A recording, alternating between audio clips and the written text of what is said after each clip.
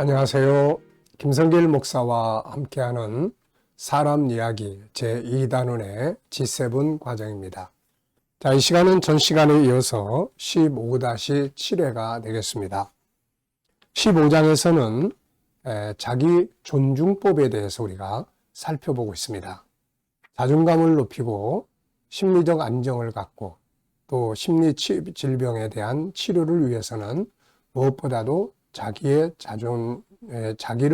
존중할 줄 아는 자기 존중법에 대해서 잘 알고 훈련하는 것이 아주 중요합니다. 자기 존중법은 15가지로 이루어져 있는데요. 지금까지 우리가 살펴본 것들을 쭉 다시 한번 복습을 해보면, 첫 번째는 자기의 존귀함에 대해서 바르게 인식하고 그걸 선포해라. 그리고 두 번째는 자기와 인사하기. 그리고 세 번째는 존귀한 말 사용하기. 네 번째는 존귀한 의미를 가진 일들을 하거나 존귀한 의미를 자기가 하는 일에서 찾아보기. 그 다음에 이제 네 번째, 다섯 번째는 자기 잘 알고 이해하기. 여섯 번째는 자기 용납하고 수용하기. 일곱 번째는 자기에 대해서 희망을 갖기. 여덟 번째는 자기에 대해서 사랑 고백하기. 아홉 번째는 자기를 위로하고 지지하고 칭찬하기. 열 번째는 자기 충전하기. 이렇게 됐습니다. 그리고 이제 11번째는 자기하고 이제 대화하기. 그리고 자기에게 편지 쓰기. 이렇게 됐습니다. 자, 이제 13번째는 셀프 힐링에 대한 내용인데요. 자기 치료하기예요. 자, 258페이지입니다. 사람은 지치면 병이 옵니다. 육체의 질병뿐만 아니라 마음의 병도죠. 열등감, 우울증, 절망감, 끓어오르는 분노, 상대에 대한 미움과 증오, 대인기피증, 절망과 좌절, 무기력증, 인생의 회의 등 많은 마음의 아픔이 머리를 들고 일어나게 됩니다. 이때 치료할 시기를 놓쳐버리면 안 돼요.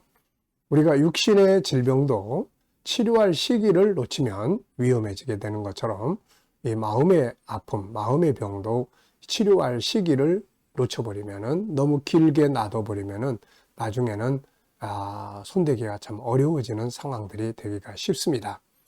자, 여기에서 이제 셀프 힐링에 대한 방법을 몇 가지 소개했는데요. 우선 가장 중요한 건 영적 치료입니다. 말씀과 찬양, 기도, 특히 부르짖는 기도는 자신의 내면의 상처들을 토해놓는 좋은 결과를 가져오죠. 그 다음 상담을 하라. 마음의 아픔을 토해놓는 것만으로도 엄청난 치료가 됩니다. 세 번째는 셀프 치료도 좋다. 이때 필요한 치료의 도구는 내 안에 있는 하나님의 형상 5가지다. 나의 아픔을 하나씩 점검하면서 내 안에 있는 하나님의 성품 5가지 중 어느 것으로 치료하면 좋겠는지를 생각해보자. 자, 우리 인체를 연구하다 보면 아주 참 놀라운 일들을 많이 보게 됩니다. 우리 몸의 한 부분을 수술하는데 또 우리 몸의 또 다른 한 부분, 어쨌든 어떤 이 줄이라든지 혈관이라든지 이런 것들을 내 몸에서 또 화상을 입었을 때 내 히프 쪽에 있는 어떤 살을 대다가 또 이렇게.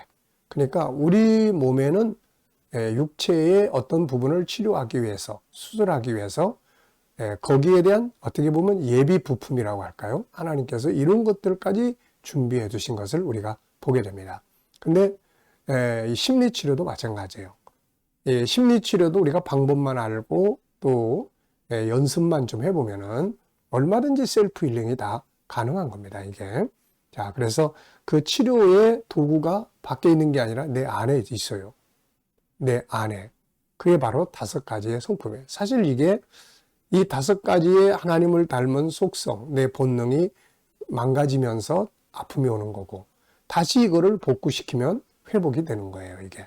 그래서 내 안에 들어있는 15-14의 하나님을 닮은 이 성품들을 바르게 알고, 그리고 이걸 이제 적재적소에서 활용만 하면은 자기 내면을 스스로 치료하는데 충분히 다 할 수가 있습니다.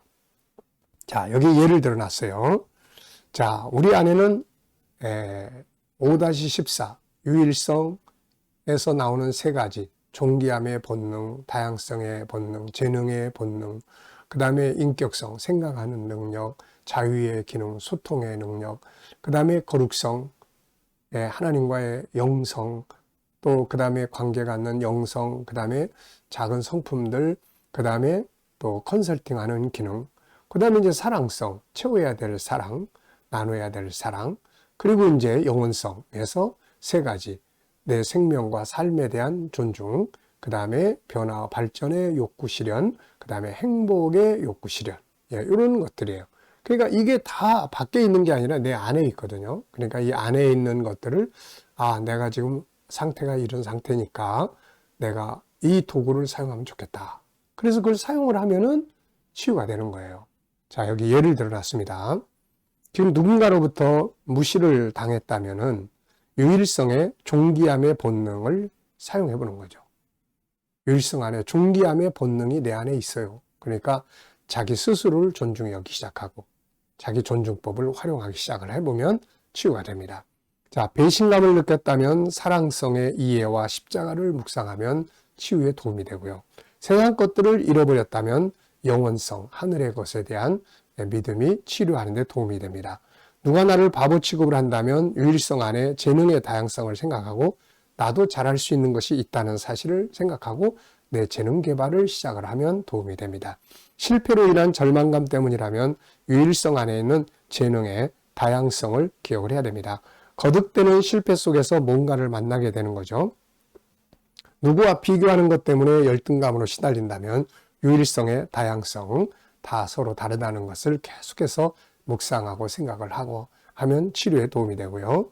그의 인생과 나의 인생은 전혀 다르다는 것을 생각할 줄 아는 거죠. 고정관념 때문에 절망하고 있다면 인격성 안에 있는 생각의 기능을 활용해서 생각하는 방법들을 조금 바꿔보면 얼마든지 바꿔줄 수 있죠. 지금 내가 생각하고 있는 것 말고 또 다른 방법, 또 다른 길, 또 다른 의견이 있다는 것을 생각하는 것이 중요합니다. 우리 몸에는 나쁜 병균을 죽이는 좋은 균들이 들어있죠. 마찬가지로 하나님이 내 안에 담아주신 5가지의 성품은 나의 인생을 아름답게 살아가게 할 뿐 아니라 나를 치료하는 역할을 한다는 것을 우리는 기억을 해야 되겠습니다. 자, 우리가 가지고 있는 마음의 짐들이 생각 하나만 바꿔도 금방 해결될 수가 있는 거예요. 자, 그리고 네 번째는 묵상은 아주 좋은 치료법입니다. 말씀 묵상, 정군 묵상, 십자가 묵상, 자기 존재 가치에 대한 묵상, 임마누엘의 묵상, 이런 묵상은 우리의 내면을 또 치료하는데 아주 탁월한 효과를 가져옵니다. 그래서 이 묵상이라는 말의 어원과 메디신, 이 약의 어원이 같은 단어에서 나왔어요. 그러니까 똑같이 치료하는 기능을 발휘하는 거예요. 약은 육체적 기능을 치료한다면 묵상은 내면의 세계를 치료할 수가 있게 되는 거예요.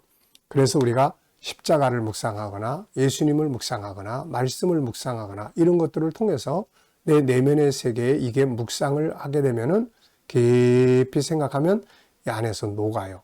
말씀이 녹고 십자가가 녹아. 그래가지고 이게 내 아픈 부분들을 들어가서 치료를 하게 되는 거예요.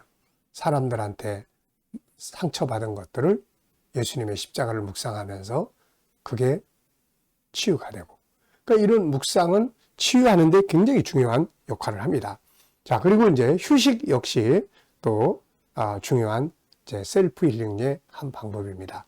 그래서 우리가 이렇게 다른 사람에 의해서만 치료하려고 하지 말고 내 스스로가 내가 아픈 부분들을 잘 이해하고 내 안에 있는 5-14의 성품 중 어느 성품을 활용을 하면 될까? 그래서 그거를 잘 사용을 하면 셀프 힐링에 큰 도움이 됩니다. 자, 그래서 사람은 누구나 살아가다 보면 감기도 걸리고 몸살도 앓고 그렇게 되죠. 마찬가지로 마음의 아픔도 다 똑같아요. 그러나 이 모든 것은 다 치료가 가능한 것입니다. 그렇기 때문에 우리가 이런 셀프 힐링에 대한 지식 또 훈련 이런 걸 통해서 나도 치료받고 또 다른 사람도 치료하는 데 도움이 주는 이런 삶을 우리가 만들어야 하는 것입니다. 자, 이 시간 또 여기까지 하고 나머지 것은 또 다음 시간에 이어가겠습니다. 감사합니다.